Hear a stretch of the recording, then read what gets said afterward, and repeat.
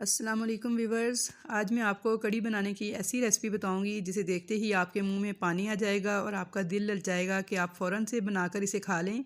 बहुत ही लजीज, बहुत ही उम्दा जायकेदार कड़ी हम बनाएंगे। तो मैं आपको बेसिक टिप्स इसकी बताऊंगी और आपको वजह भी बताऊंगी कि किस वजह से आपकी कड़ी में जायका नहीं आता है। तो आज की जो रेसिपी है वो बहुत ही ज़बरदस्त होने वाली है। पूरी रेसिपी को देखिएगा बिना स्किप किए। आज मैं इसके साथ साथ आपको पकोड़े बनाने की भी बहुत ही ज़बरदस्त रेसिपी बताऊंगी और जिस तरीके से मैं इसको बनाऊंगी तो कड़ी के साथ साथ आपके जो पकोड़े बनेंगे वो भी बहुत टेस्टी बनेंगे, बहुत सॉफ्ट बनेंगे, अंदर से कोई गांठ वगैरह उसमें नहीं बनेगी। तो मेरी बताई हुई टिप्स को आप ज़रूर फॉलो कीजिएगा। और यहाँ पे मैं आपको दिखाना चाहूँगी कि ये देखिए जो हमने पकोड़े तैयार किए हैं ये अंदर से कितने फ्लफ़ी हैं और कोई भी गांठ वगैरह इनके अंदर बिल्कुल भी नहीं है। बिल्कुल सॉफ्ट पकोड़े बन के तैयार हुए हैं। तो चलिए हम रेसिपी स्टार्ट करते हैं। तो इसके लिए सबसे पहले मैंने आधा किलो दही लिया है और दही को अच्छी तरह से फेंट लेंगे। कोशिश करें कड़ी बनाने के लिए हमेशा खट्टा दही इस्तेमाल करें। एक दिन पहले दही आप फ्रिज में रख लें ख़रीद कर, ताकि ये थोड़ा सा खट्टा हो जाए। इसके बाद आप कड़ी बनाएं तो बहुत ही लाजवाब और जायकेदार कड़ी बनती है और इसमें खटास बहुत अच्छी आती है। और कड़ी तभी मज़े की लगती है जब इसमें खटाई सही से हो। तो दही की जो खटास है वो बहुत ज़्यादा मैटर करती है। कड़ी को वैसे तो दही की छाछ से भी तैयार किया जाता है, लेकिन हम लोग अब दही से तैयार कर रहे हैं।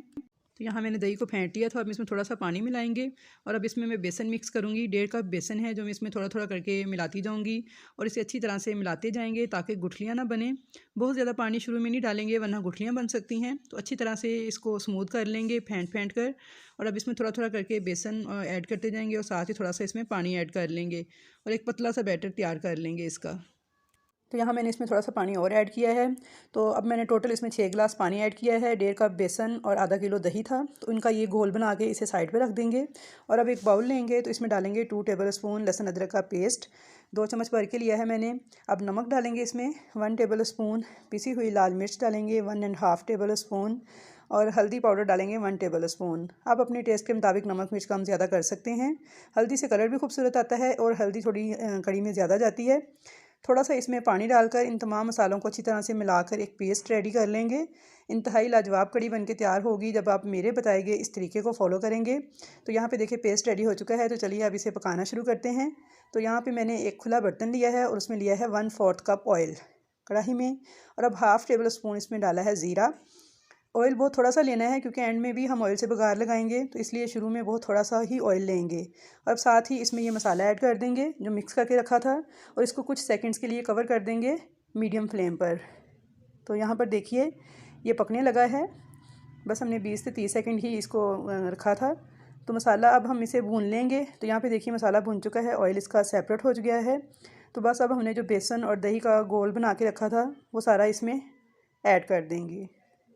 तो ये देखिए ये सारा मैंने जो बेसन वाला घोल हमने बनाया था ये इसमें डाल दिया है। तो यहाँ पे मैं मज़ीद इसमें 4 गिलास पानी ऐड करूँगी क्योंकि कड़ी को हम बहुत देर तक पकाएंगे। तो कड़ी जो सौंधी सौंधी सी बनती है, जायकेदार सी, तो उसकी जो मेन वजह होती है, एक तो पहली वजह दही आपका है कि दही खट्टा लेना है और दूसरी वजह ये होती है कि इसको पकाया देर तक जाता है।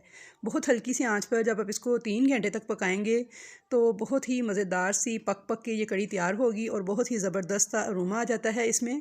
तो यहाँ देखिए कड़ी में उबाल आ चुका है, कड़ी उबलने लगी है हमारी। तो अब हम गैस का फ्लेम बिल्कुल लो कर देंगे और इसको कवर कर देंगे और 3 घंटे तक पकने के लिए छोड़ देंगे।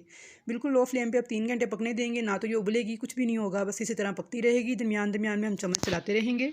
तो चलिए अब हम पकोड़े तैयार कर लेते हैं। तो इसके लिए मैंने 1.5 कप बेसन लिया है और अब इसमें डालूँगी 1 टीस्पून नमक, लाल मिर्च पाउडर डालूँगी 1 टीस्पून और हल्दी पाउडर डालूँगी 1/3 टीस्पून।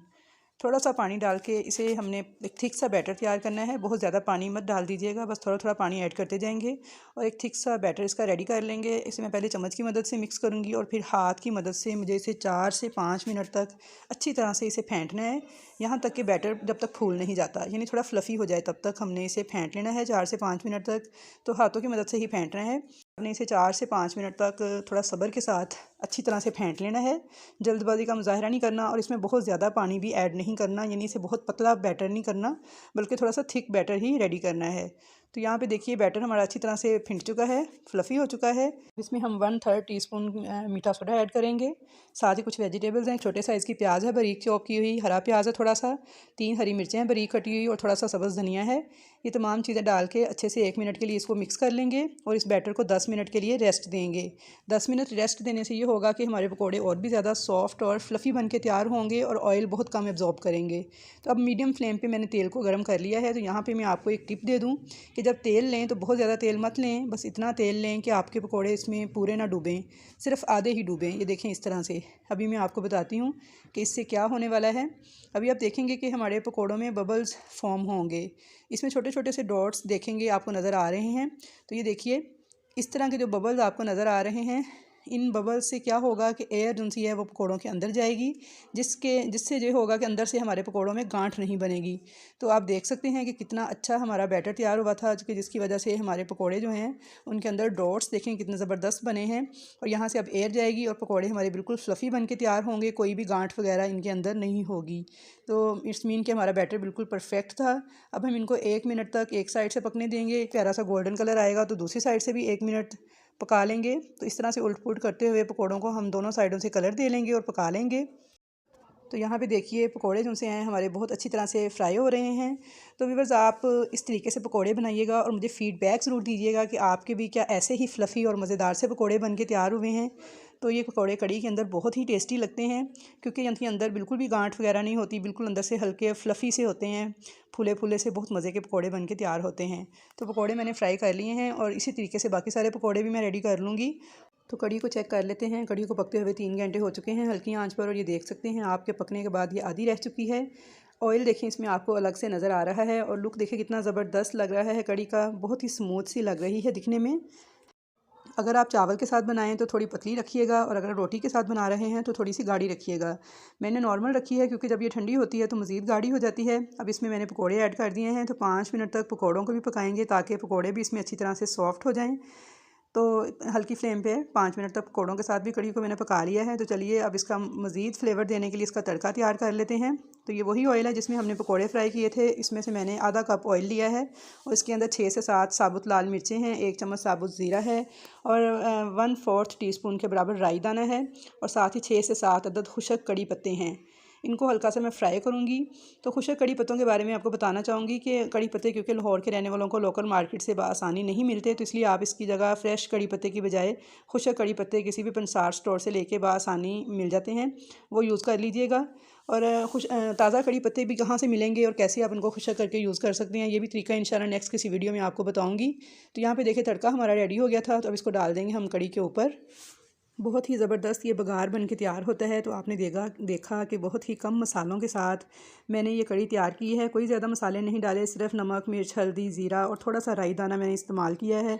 यानी 4 से 5 मसाले डाले हैं और इतनी सौंधी सौंधी इतनी मज़ेदार ये कड़ी बनती है कि जब आप इसे एक दफ़ा खाएँगे तो उंगलियाँ चाटते रह जाएंगे।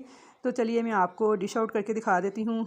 फ़ाइनल लुक आप इसकी देख लीजिएगा, दिखने में ही मज़ेदार लग रही है और खाने में तो यकीनन बहुत मज़ेदार बनी है। तो व्यूअर्स आई होप कि आपको मेरी आज की ये रेसिपी बहुत ज़्यादा पसंद आएगी। रेसिपी पसंद आए तो इसे लाइक कीजिएगा, चैनल पर पहली बार आए हैं तो सब्सक्राइब किए बिना मत जाइएगा, ताकि आपको मेरी नई आने वाली तमाम वीडियोज़ इसी तरह देखने को मिलती रहें। तो इंशाल्लाह ताला मिलूँगी नेक्स्ट फिर नई अच्छी अच्छी रेसिपीज़ के साथ। तब तक के लिए मुझे दीजिए इजाज़त। अल्लाह हाफिज़।